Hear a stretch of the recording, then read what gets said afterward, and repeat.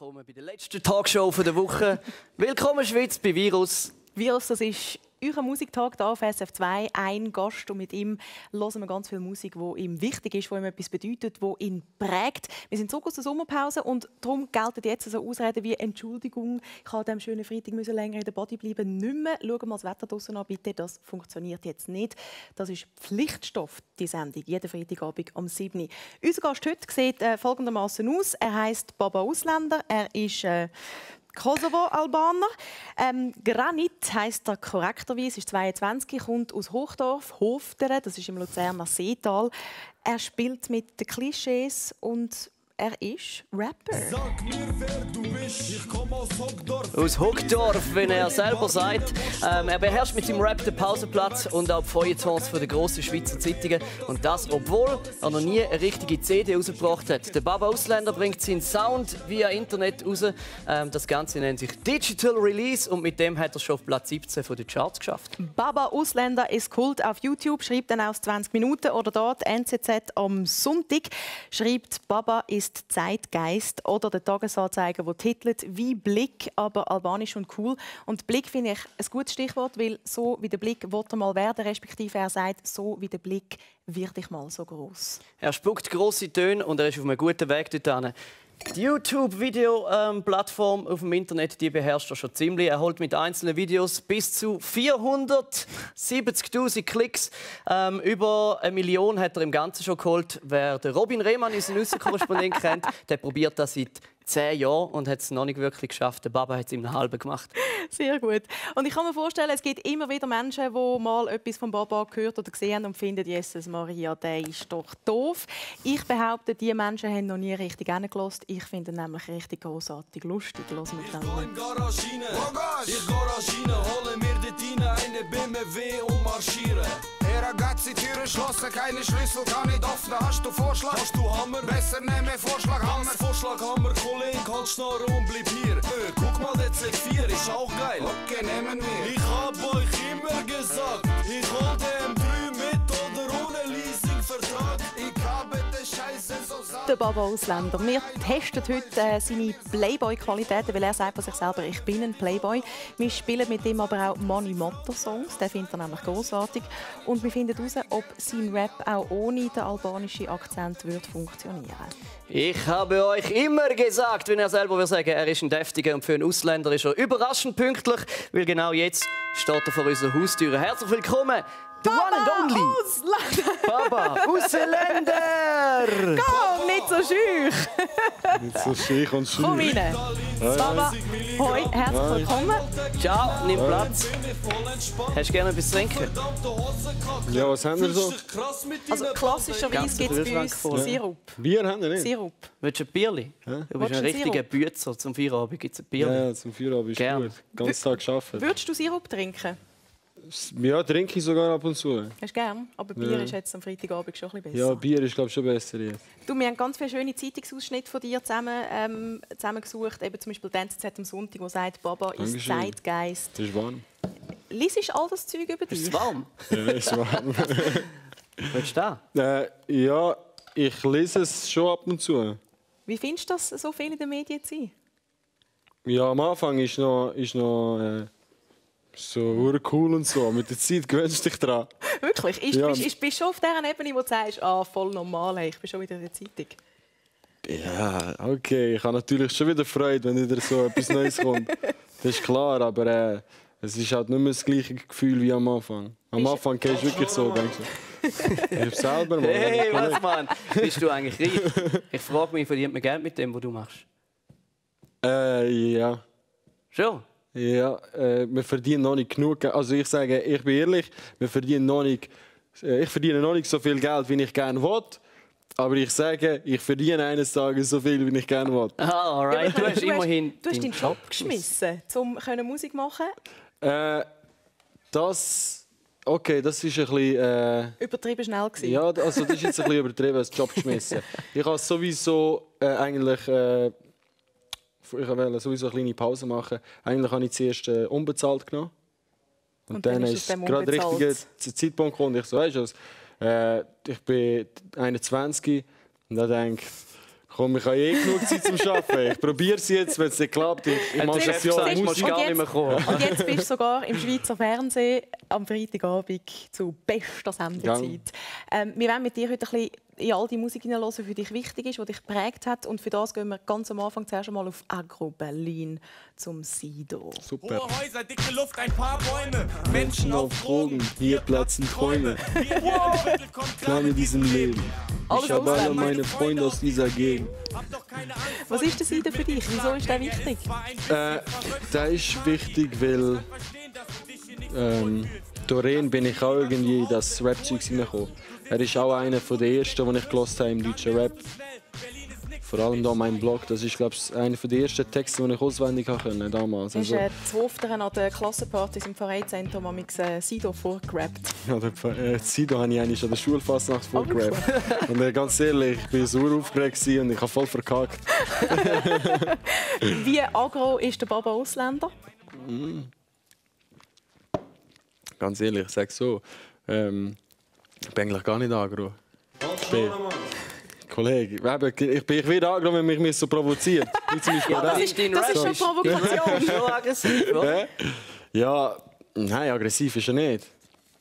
Er ist auch lustig. Er ist auch lustig so. Schau Er ist doch halt das Lämmli an, das da sitzt. Schön im Pullover und so. Er möchte nicht darüber reden, wie aggro das er ist, wie young and fresh bist. Bist du so young and fresh wie der Echo Fresh? Weil der war für dich auch wichtig, oder? ja, der Echo Fresh mit «Ich bin jung und brauche das Geld» ist auch wieder eins, eben, so Sido, mein Blog, Echo Fresh, genau das Lied. Bushido, nie wieder. Das sind so die 3 Lieder. So. Und beim Echo Fresh ist ja interessant, das ist eigentlich so ein bisschen ähnlich wie du. Er ist eigentlich türkischstämmig, rappt auf Deutsch. Eben sagt, ich bin jung und brauche das Geld. Das ist vielleicht wie du, der sagst, irgendwie, ich habe jetzt noch nicht viel Geld, aber ich will mal viel. Bist du so ein bisschen der Echo Fresh von der Schweiz? Oder wärst du es gern? Nein, ich wäre immer gerne ich selber. Also ich wäre nie gerne natürlich jemand anderes. So. Aber Echo war natürlich auch mal so ein Vorbild für mich. Echo, Bushido, Sido. Er hat nicht so einen starken Akzent wie du in deinem Rap. Würde dein Rap funktionieren, wenn du nicht den Akzent hättest? Also wenn du jetzt wirklich in einem lupenreinen Schweizerdeutsch, wie du ja glaubst, kannst, würdest rappen? Ob der wird funktionieren? Ja, das weiß ich nicht. Wir können es ja mal ausprobieren. Nicht mit Rap, sondern mit, wo ist eigentlich deine Gitarre? Mit dem Mani Matter, Baba. Du bist ein Welches Lied? grosser Mani Matter-Fan. Ich weiss, dass jeder, der hier zuschaut, alle 10, die haben ganz sicher in der Schule das Zündhölzli gesungen. Das kann jeder.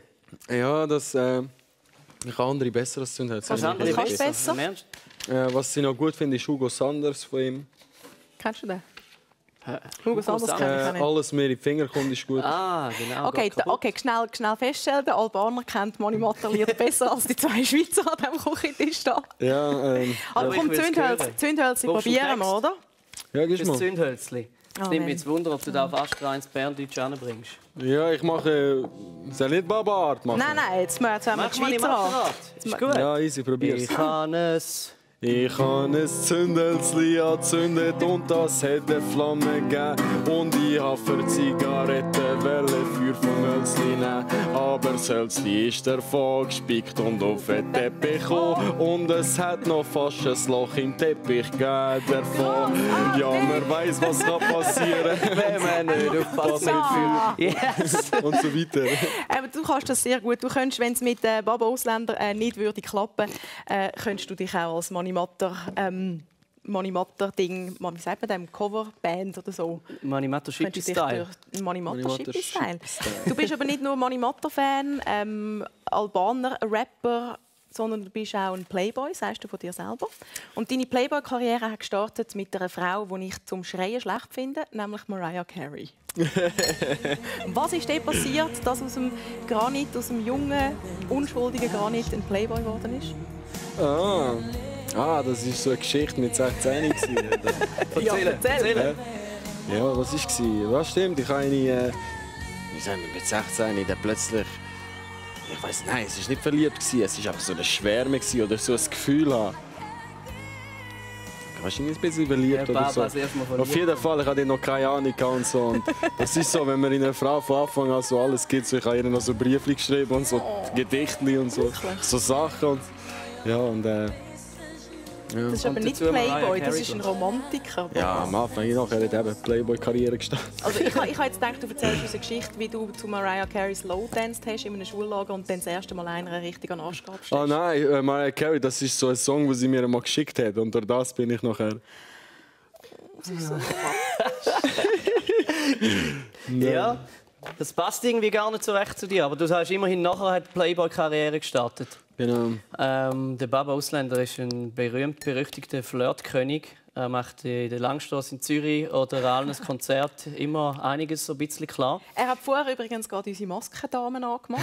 Stimmt. Bist du verheiratet? Wir haben es schon gehört. Ah, nein, jetzt gehört. Du hast noch gerne so die Älteren, gell? Ja, okay. Sie hat mich eben so, sie hat noch einmal so ein bisschen Was hat sie gesagt? so Zeugs gemacht. Ja, sie hat nichts gesagt. Ich habe ihr gesagt, bist du verheiratet? Sie hat nichts gesagt. Und ich so, hast du einen Freund? Sie ist auch so und ich so, pflegst du deinen Freund auch so gut? Bös abblitzt, der Baba. Für alle, die da hinter den Kulissen Ja, nicht ist mitbekommen haben, wir wollten es noch genauer wissen. Wir haben unseren Aussenkorrespondenten Robin Rehmann losgeschickt mit dem Baba. Probe aufs Exempel, wie gut flirtet der Baba Uslender ab an Zürichsee. Baba, jetzt checken wir deine Playboy-Qualitäten aufs Exempel. Du ziehst los und musst Frauen ansprechen. Wie schätzt du deine Chancen ein? Gut, ich schließe einen Korb aus. Ins Gespräch werde ich sicher kommen, aber Nummern kann ich nicht 100% garantieren, außer es geht ein bisschen länger.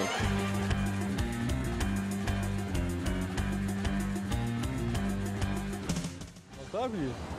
Ja. Welche von euch ist es? Wer ist wer? Mein Blind Date? Niemand. Definitiv niemand. Was macht ihr da? Ja? Darf ich euch eine Geschichte erzählen? Nein. Und ihr sagt, ob sie gut ist oder schlecht? Nein, mehr. Ich brauche wirklich den Tipp von jemandem. Nur kurz, geht nur kurz. So gibt es jemand anderes. Was meinst du, hat so einen Typ wie ich eine Chance bei euch? Nein, bei mir nicht. Wegen? Wegen? Jetzt bist du jetzt mit dir. Facebook haben wir? Ich auch. Woher passt nicht? Ja, so ein Ding. Wie heisst ihr im Facebook? Wie heisst ihr im Facebook? Ja. Kann ich euch ja mal eine Anfrage schicken oder so? Ich weiß. Dein Name und einfach hier. Ja, vielleicht sucht ihr mich ja nicht. Jack, ich habe gelernt, man muss immer für das kämpfen, was man will, weißt du? Sonst in Kosovo könnten wir mit Schaf machen. Gib dir 100 Schaf, gibst mir die Tochter oder so. Ja, mit Schaf. Wie viel Schaf kommt ihr dann über für meine Tochter? Ja, ganze Herde. Nur mal sagen, so 100 und 3 schwarze. 3 Schwarze. Verheiratet bist du nicht? Du bist auch nicht verlobt? Du hast auch keinen Freund? Oder bin ich nicht dein Typ? Nein. Bin ich dein Typ? Wir kommen zum Fazit. Baba Uslender. Keine Nattelnummer, kein Date, nur Abfuhren. Was sagst du deiner Verteidigung? Ich würde mal sagen, das liegt am Zeitdruck. Und zweitens mal sind ja keine Abfuhren. Ich meine, 2-3 Minuten habe ich Zeit gehabt. Wäre ich 10 Minuten da, hätte ich sie 100%ig gegangen. Ja, vielleicht ein bisschen weniger stürmisch an die Sache rangehen. Ich gebe wieder zurück zu Annika und zum Andi. Der Zeitdruck ist gut. Ja. Wie hast du eigentlich deine Freundin angemacht? Meine Freundin? Wie hast du die umgebracht und um den Finger wickeln bei diesen Flirtqualitäten? Ja. Wie lange hast du gebraucht? Ich habe sicher etwa 3 Monate gebraucht. Also gut, nicht nur 10 Minuten hätten nicht gelangt, auch 3 Monate hätten nicht gelangt. Ja. Ist sie Albanerin, deine Freundin? Ja. Muss das sein? Ja, nicht unbedingt. Nicht unbedingt. Ja, so wie es passt. Und Albanerinnen passen jetzt halt. Zeig. Danke. Was heisst Albanerinnen passen? Stimmt es, dass du noch fast nie mit Schweizerinnen Danke etwas gehabt hast? Ja, mit einer. Warte schnell. Mit einer. Fein dir. Was haben wir jetzt geschwätzt?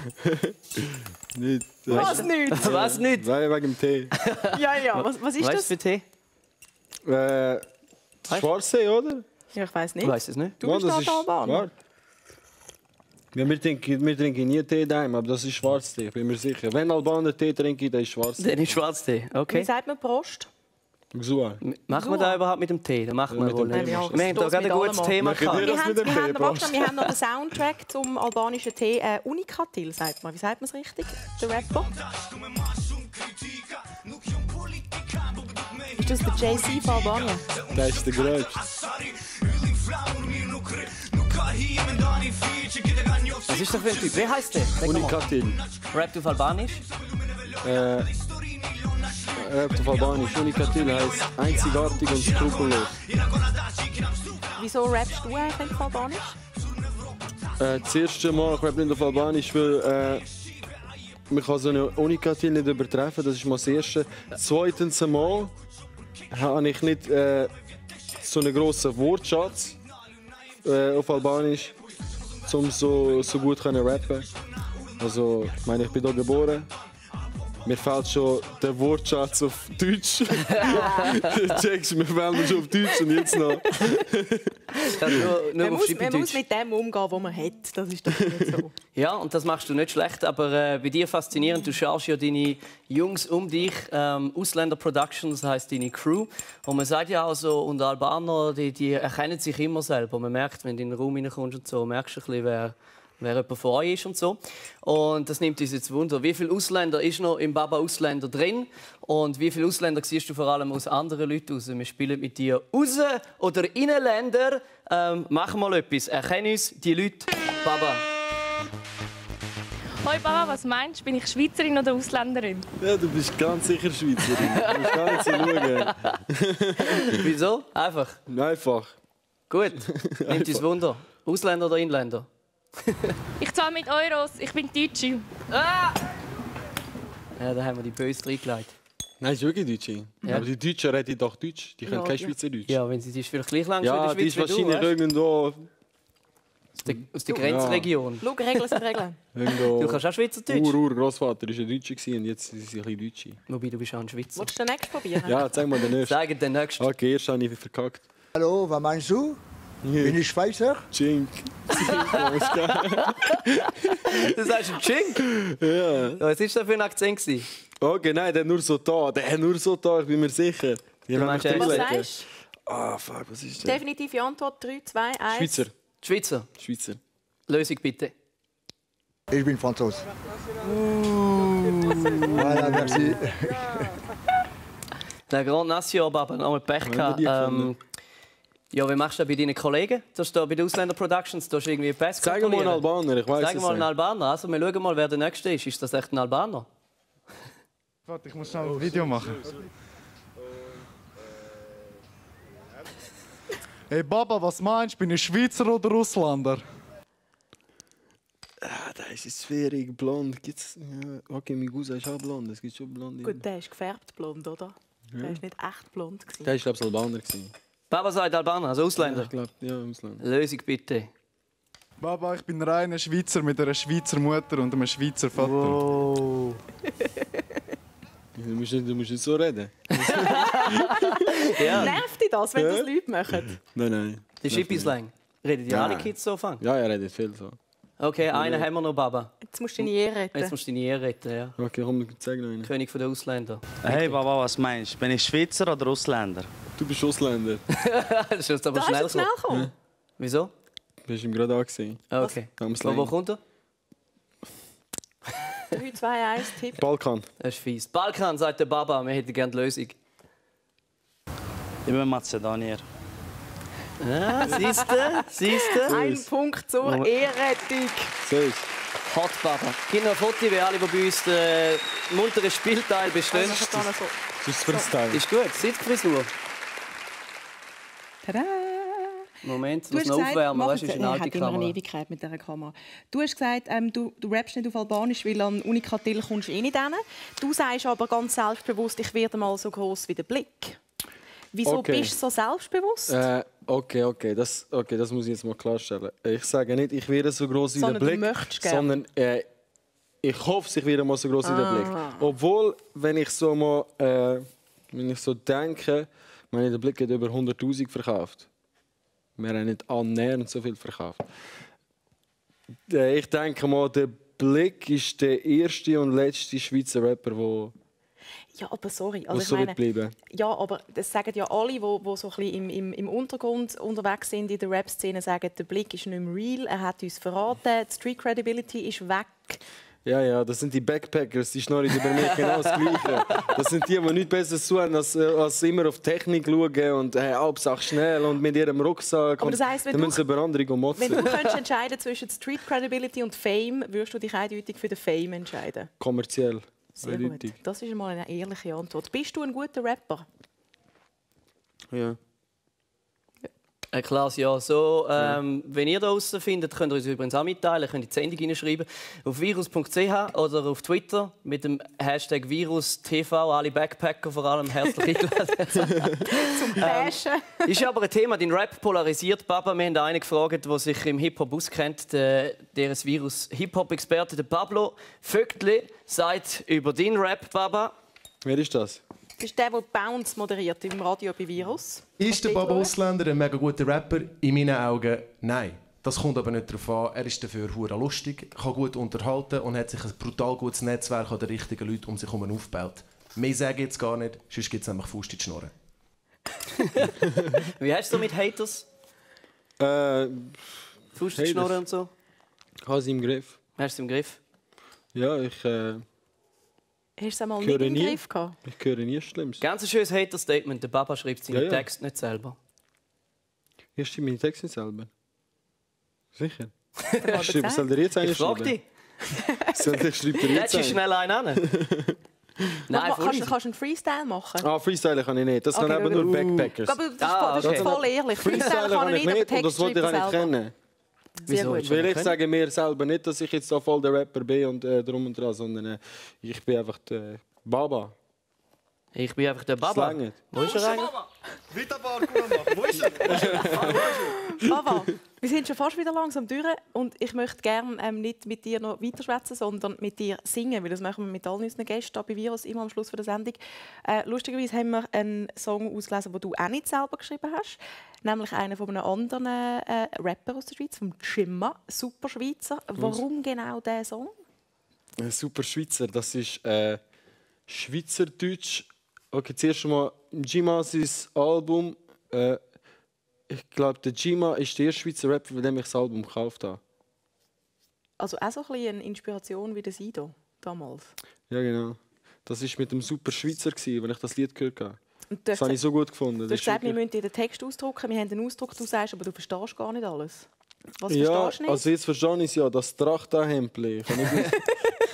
Ich habe nicht gewusst, was es ist. Das ist ja das Du hast nicht gewusst, was ein Trachtenhemdli ist? Nein, ich habe es wirklich nicht gewusst. Das Trachtenhemdli, was heisst Hissa? Hisse. Fahne hisse. Das ist was? Fahne aufentun. Ah, Fahne aufentun. Der Baba braucht Hilfe. Was gibt's noch? Warte. Okay. Der Baba probiert gerade super Schweizer zu lesen. Vielleicht brauchst du Hilfe vom Macher vom Song selber. Der Jimma. Was meinst du? Ist er echt da? Er ist nicht da. Er ist nicht da? Nein, ist nicht da. Sagst du, wieso? Scheiße, du hast unsere Showtüren durchschaut. Mann, Baba. Nein, wir haben den Welle. Bin doch nicht dumm. Ja, nein, aber Baba, jetzt musst du hören. Wir haben ihn eingeladen, den Jimma, um mit dir den Song zu singen. Er hat uns zugesagt. Er hat gesagt, ja, ist gut, ich komme. Und dann hat er uns wieder abgesagt. Weißt du warum? Weil er muss die rätoromanische Fußballnationalmannschaft unterstützen. Was? Kennst du rätoromanisch? Im Bündnerland? Ja, rätoromanisch. Kann jemand so reden? Was ist das für eine Sprache? Ich weiß bis heute noch nicht, was das für eine Sprache ist. Bundi heisst eine Mischung zwischen was und was? Italienisch und Französisch und so ein bisschen. Und ein bisschen Deutsch. Und das gibt es eine Nationalmannschaft? Auf jeden Fall hat uns der Jimma etwas hinterlassen. Ja, das ist wie du, weißt du, die ethnische Minderheiten pushen.